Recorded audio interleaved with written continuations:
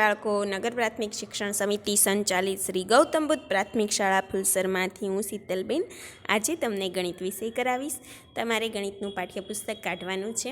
તેમાં પ્રકરણ 9 પાના નંબર 94 કાઢો. જુઓ, પ્રકરણનું નામ શું છે? અડધું અને પા. તમે પ્રકરણનું નામ વાંચશો તો જ આપણને ખબર પડે છે કે આપણે આ પ્રકરણમાં અડધા ભાગ વિશે અને પા ભાગ વિશેની સમજ મેળવવાની છે કે એક વસ્તુના અડધા ભાગને એક વસ્તુના બે સરખા ભાગ કર્યા હોય તેમાંનો એક ભાગ એટલે અડધો ભાગ, અને એક વસ્તુના 4 સરખા ભાગ કર્યા હોય એમાંનો એક ભાગ ચોથો ભાગ એટલે કે પા ભાગ કહેવાય. હવે એને આપણે સરસ રીતે સમજતા જઈએ. જો અહીં પહેલાં તમને વાર્તા આપેલી છે, વાર્તા જોઈએ અને સમજીએ.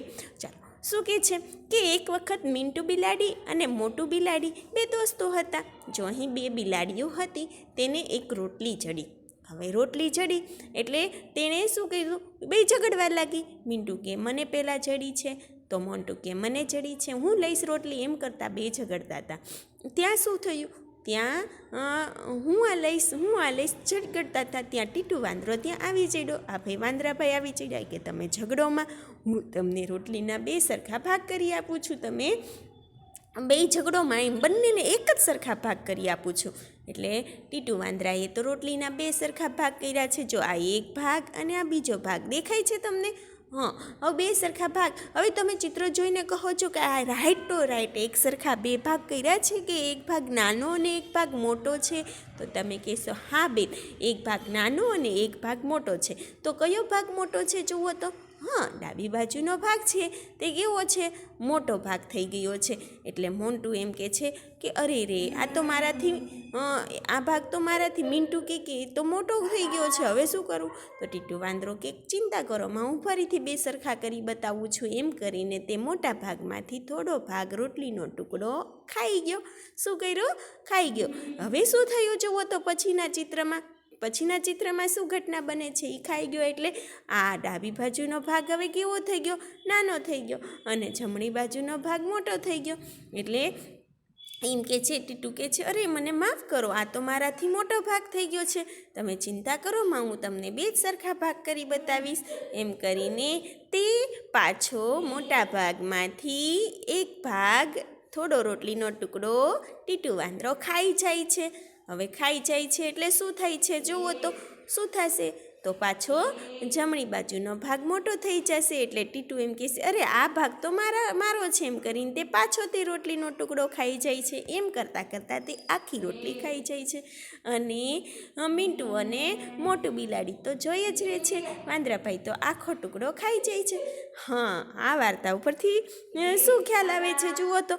અડધું જો બંને બિલાડીઓ તમને હવે તમે જુઓ તો પછીના વાર્તા ચિત્રમાં શું કહે છે કે અડધું જો બંને બિલાડીઓ તમને રોટલી એક સરખા ભાગમાં વેચવાનું કહેશે તો તમે કેવી રીતે રોટલીના ભાગ કરશો? જો મોન્ટુએ કર્યું તે રીતે કરશો કે રાઈટો રાઈટ બે રોટલીને વચ્ચેથી જ ભાગ પાડશો? પછીના ચિત્રમાં જુઓ, અહીં રોટલી આપેલી છે, તેને તમે રાટો રાઈટ વચ્ચેથી કાપો મારો એટલે રાઈટ એક રોટલીના બે સરખા ભાગ પડે. જો તે બિલાડીએ પોતાની જાતે જ સમજીને બે બિલાડીએ જાતે જ આ રીતે રોટલીને અડધા ભાગમાં વેચી હોત, જો એને સરખા ભાગ કરતા આવડતા હોત રોટલીના બંને બિલાડીઓને અને રાઈટો રાઈટ બે સરખા ભાગ કર્યા હોત તો બંનેને રોટલી ખાવા મળે. પણ આ બેમાં ત્રીજો ફાવ્યો. શું થયું? બંનેમાં કોણ ફાવ્યું? હા, ટીટુ વાંદરો ફાવી ગયો. બેના ઝઘડામાં ત્રીજો ફાવી ગયો. જો એણે સમજી વિચારીને બે સરખા ભાગ કર્યા હોત તો તેને ટીટુ વાંદરો રોટલી ખાઈ જાત નહીં. તો સરખા ભાગ કેમ કરાય? કે એક વસ્તુના બે સરખા ભાગ કરવા હોય તો તેને વચ્ચોવચ્ચ કાપો પાડવો પડે. તો તે એક વસ્તુના બે સરખા ભાગમાં વેચી શકાય. ચાલો, હવે આપણે સમજવાનું છે અડધાનું અડધું. આ તો તમને અડધો ભાગ તો ખ્યાલ આવી ગયો ને બાળકો? જો અડધો ભાગ એટલે એક વસ્તુના બે સરખા ભાગમાંનો આ બે સરખા ભાગ છે, તો બે સરખા ભાગમાંનો એક ભાગ, તો આ ભાગને શું કહેવાય? 1/3 કે બે સરખા ભાગમાંનો એક ભાગ એટલે અડધો ભાગ. અને બીજું એને શું કહેવાય? 1/3 બે સરખા ભાગમાંનો એક ભાગ. શું કહેવાય? 1/3. શું કહેવાય બાળકો? 1/3. તો હવે આપણે એક વસ્તુના 4 સરખા ભાગની સમજ મેળવવાનું છે. પા ભાગ એટલે કે એક વસ્તુના 4 સરખા ભાગમાંનો એક ભાગ. જુઓ, એ પણ આપણે સમજીએ કે જો બીજી 2 બિલાડીઓ ખાવા માટે આવશે તો તમે એક રોટલીના 4 એક સરખા ભાગ કેવી રીતે કરશો? તો કેવી રીતે કરશું આપણે કે ભાઈ આ 2 સરખા ભાગ તો થઈ ગયા છે. આ એક રોટલીના કેટલા સરખા ભાગ થઈ ગયા છે? 2 સરખા ભાગ થઈ ગયા છે. હવે આપણે એને વચ્ચેથી ફરીથી કાપો પાડીએ તો કેટલા ભાગ થાય? 1, 2, 3 અને 4 થઈ ગયા 4 સરખા ભાગ. તો 4 બિલાડીઓને એક એક ટુકડો આપી દઈએ. અમને દરેકને રોટલીનો ચોથો ભાગ મળ્યો. હું ખૂબ જ સારી વિભાજક છું. આવડે ને તમને બાળકો? એણે એક રોટલીના 4 સરખા ભાગ કરીને એક એક ટુકડો ભાગ આપ્યો. તો 4 સરખા ભાગને પા ભાગ કહેવાય. આ ચોથો ભાગ છે એને શું કહેવાય? આ ચોથો ભાગ છે એને પા ભાગ, અથવા એને આમ પણ કહેવાય કે 4 સરખા ભાગમાંનો એક ભાગ, 1/4 ભાગ. 4 સરખા ભાગમાંનો એક ભાગ એટલે કે 1/4 ભાગ અથવા પા ભાગ. સમજાણું બાળકો? ચાલો હવે આપણે ફરીથી બીજી રમત રમીએ અને ટૂચકો મેળવીએ. ચાલો ટૂચકો સમજીએ કે ઘણા ટુકડાઓ અડધા ભાગ કહેવાય છે. ઘણા ટુકડાનો અડધો ભાગ. રાનીને ચોકલેટ મળી. ચાલો, રાનીને શું મળી છે ભાઈ? એક ચોકલેટ મળી છે. તેણે એક સરખા ભાગ કરી તેનો અડધો ભાગ તેની દોસ્ત રીનાને આપ્યો. ચાલો, ચોકલેટના કેટલા સરખા? મેં શું કીધું કે જે સરખા ભાગ હોય એના અડધા ભાગ કરી નાખવાના. તો અહીં ચોકલેટ કેટલા છે? ટુકડા 6 ટુકડા છે. તો આપણે અહીં વચ્ચેથી આ રીતે કાપો નથી મારવાનો. વચ્ચેનો આ રીતે પણ કાપો મારી શકીએ, પણ એ સિવાય સહેલી રીતે સરખું વિભાજન કરવું હોય તો આપણે તેને આ રીતે વચ્ચે કાપો મારશું. તો કેટલા ભાગ થયા? 6 સરખામાંથી 6 ભાગમાંથી અડધા કરી નાખીએ તો 6માંથી અડધા કેટલા થયા? 3 ભાગ.